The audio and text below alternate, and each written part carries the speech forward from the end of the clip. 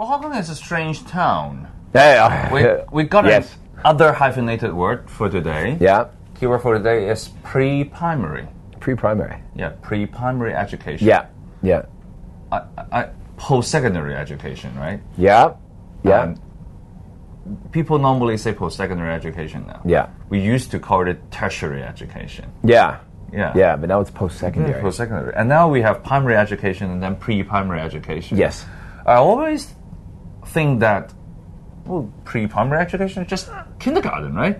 No. Not anymore. Not anymore. My God. Not anymore. No. Yeah, I have a friend who got a baby of like 7 months old. And, and he was discussing with my other friend of going to which pre-primary gymnastic classes. Yes.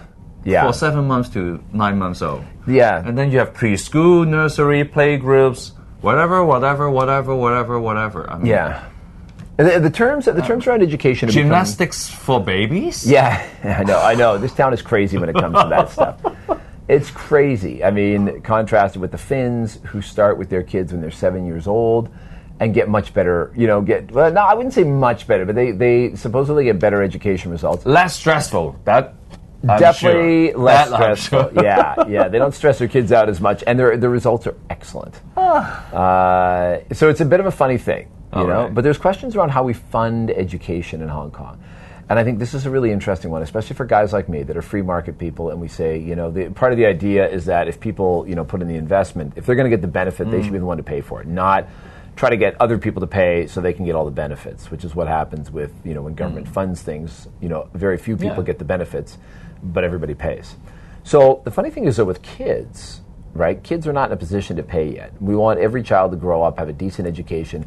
It just improves our civilization as a whole and enables us to do more. But, when you're 4 years old, you can't really be expected to come up with the money to give yourself a proper education. Strangely, it seems that 4-year-olds are not big income earners yet. Go figure. So there is a case to be made. Or give the tuition fee to the 4 years old and let them make the decision, see what they buy. Yeah. Candy school, candy. Yeah, so we try to we kind of proxy that through the parents, and so I'm a big fan of the idea of giving vouchers to parents. I mean, you're the free market economy guy, so voucher scheme. Exactly. You should be a big supporter of it. Yeah, absolutely. One of the funny things that's happened in Hong Kong, though, is that if you give the parents money, the people that run the schools, they very quickly figure out, they're like, oh, well, if the parents had X before, and we're jacking the fee up. Well, actually, how much can we jack the fee up? Oh, if the government's giving them $3,500, we jack the fee by $3,500.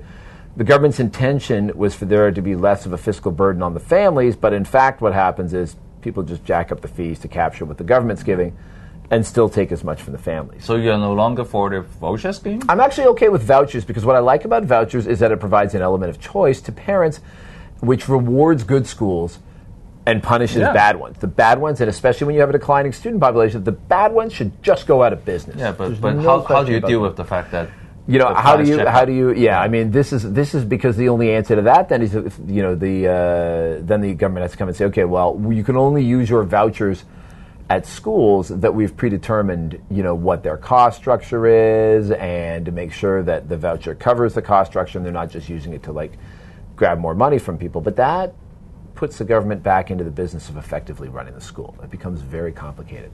But I think kindergarten is a different type of animal in the education system. In Hong Kong, it's a purely private sector run service. Yeah, in other places, kindergarten is seen as as a natural extension of the K-12 experience that is all funded by government.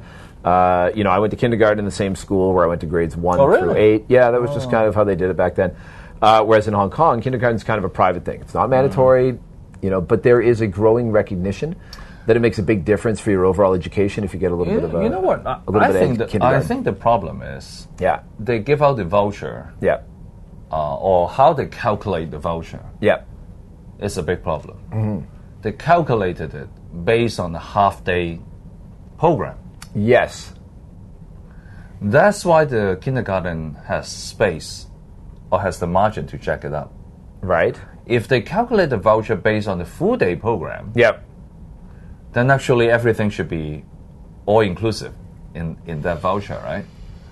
So it's harder for them to play the jack-up thing. Because you know what, there's some... I don't want to use this word, but basically is this word. There are some crazy parents. Okay. Who registered for 2 kindergartens. Oh, yeah. Oh, I know piles of people. They got kids in 1 in the morning, Chinese in the morning, English in the afternoon. To get the vouchers, right? So they pay they pay with the voucher in the morning, and then they pay with their own fee in the afternoon. Oh, yeah, yeah. I mean, there's no limit to what people will spend on education. That doesn't make sense. Well, you know, parents, again, I mean, if they I don't want to argue with parents. Like, I admit people are crazy, but I also, you know, have this reluctance to argue with parents. Yeah, I know. Decisions. But because, you know, if they mandatory, all kindergarten basically to be whole day experience, then it's easier. It's easier for everyone. From a regulatory point of view, yes, it's easier for everyone. From a regulatory point of view, yes, it is. People still, you know, if they can afford it, people will put their, you know, quite often will put their kids. From an educational point of view, I think it's even better though. Yeah. Because you know what, for the kids who went to half-day kindergarten, after they left school, they were given 6 more classes. Oh yeah, whether it's a kindergarten or like that. Yeah. So yeah, the kids are definitely getting a full dose of it. What I'm more interested in though is this idea that if we have parents are paying X, government gives a voucher, they raise the fees to incorporate voucher plus X. In theory, over time, parents should be looking for greater quality at lower price, and then there will be price competition, bring the prices back down eventually towards something closer to the cost base and a reasonable margin. But the thing is about education, people are crazy. They will spend whatever. The more, the better. And most parents misunderstood that higher tuition fee means better quality. Yeah, which is not necessarily the case. So, in that sense, it is a very, very unusual consumable good. I mean, and normal economics almost seem to get thrown out the window with this. I can still tell you that many parents who think that there should be more homework for the kindergarten. Oh yeah. And some parents, even some parents, are anti-homework. I've heard even parents telling the teachers that I pay you so much tuition fee. Oh yeah, I should get so much homework back to get my money back. I mean, this is ridiculous. Yeah, it's people are very demanding. And by giving you more homework is a bargain, right? Yeah, I don't understand that's what they think. But I think it's a very. I give you money, you give me more homework. Okay, so now you get a good deal, right? Yes. This is silly. So we got a few things in play here. We've got a bizarrely almost anti-elastic commodity, education. We've got people who have fairly unsophisticated views about what constitutes value in education, and these things are all colliding Which is the together. basis of economics.